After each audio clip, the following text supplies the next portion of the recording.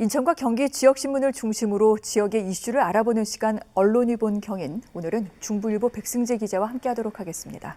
백 기자 어서 오세요. 네, 안녕하세요. 네. 자, 오늘 먼저 반가운 소식부터 전해드리도록 하겠습니다. 오늘자 경인일보 일면에 실린 기사인데요. 20년 옥살이 치욕을 견디고 31년 만에 되찾은 명예. 즉 이춘재 연쇄살인 사건 누명을 썼던 윤석열 씨의 재심에서 어제 무죄가 선고됐다는 그런 내용을 담고 있습니다. 1989년에 무기징역을 선고받은 이후 31년 만에 명예가 회복된 것인데 재판부 어제 피고인에게 윤 씨에게 사과했습니다. 이 같은 무죄 판결이 이제 위로가 되고 명예 회복에 도움이 되기를 진심으로 기원한다고 그렇게 밝혔는데요. 2000년에 징역 20년으로 감형을 받은 윤 씨, 2009년에 가석방으로 출소했습니다.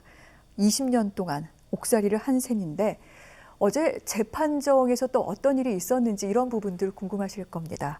여러 가지 분위기 또 윤석열 씨가 어떤 입장을 밝혔는지 좀 알려주실까요?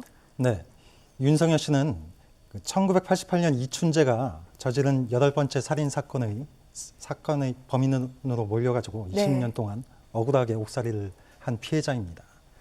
그래서 이번 판결이 32년 만에 누명을 벗은 건데요. 네. 당시 20대 청년이던 윤 씨는 53살의 나이로 재판장에 검은색 외투를 입은 채 편치 않은 걸음으로 발을 절뚝거리면서 들어왔습니다. 네. 재판부는 20분 동안 당시 수사의 문제점을 짚었는데요. 1989년 경찰이 윤 씨를 때리고 겁을 줘서 억지로 자백을 받아냈고 당시 제출된 자료도 증거로서 능력이 없다고 봤습니다. 그리고 지난달 이춘재도 이 재심 공판 증인으로 참석해서 자신이 진범이라고 증언을 했는데요. 재판부는 이제 무죄를 선고했고 법정 안에선 박수가 터져나왔습니다.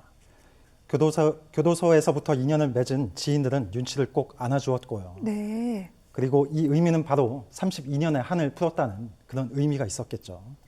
재판부는 곧바로 윤 씨에게 사과를 했습니다.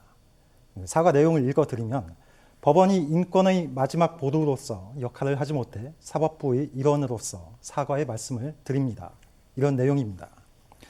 검사석에 앉아있던 검사 2명은 윤 씨를 찾아와서 고개를 숙였습니다. 네. 그리고 경찰은 판결 직후 입장문을 통해 반성과 사죄의 뜻을 밝혔습니다.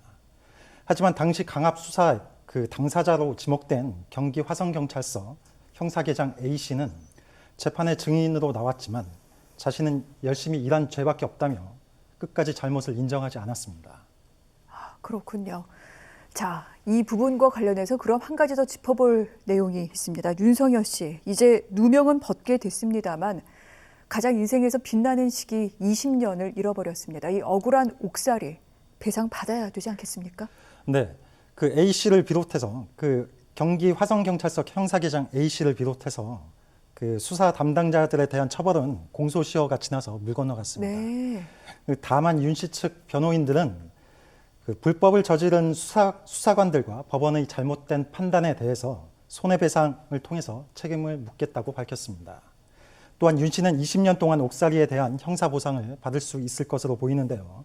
그 내용을 살펴보면 형사 피의자 또는 형사 피고인으로 구금됐던 사람이 불기소 처분을 받거나 무죄 판결을 받았을 때 국가에 청구하는 형사보상금은 무죄 선고가 나온 해의 최저임금의 5배 안에서 가능하다는 내용인데요. 네. 이를 해석해보면 19년 6개월 동안 복역을 한 윤 씨는 17억 6천만 원 정도의 형사보상금을 받을 수 있을 것으로 보입니다.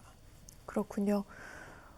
돈으로 이런 것들이 모두 보상이 되겠습니까만 반드시 이 부분 국가가 배상을 해야 될 것이고요. 아울러 방금 형사계장 같은 경우 자신의 잘못을 인정하지 않고 있다고 하는데 변호인단은 이 국가의 불법과 가혹행위에 대해서도 반드시 입증해서 책임을 물리겠다라고 밝힌 바 있습니다. 이 부분 분명히 국가가 규명해야 될 부분이라는 것 다시 한번 좀 강조해 드리도록 하겠습니다.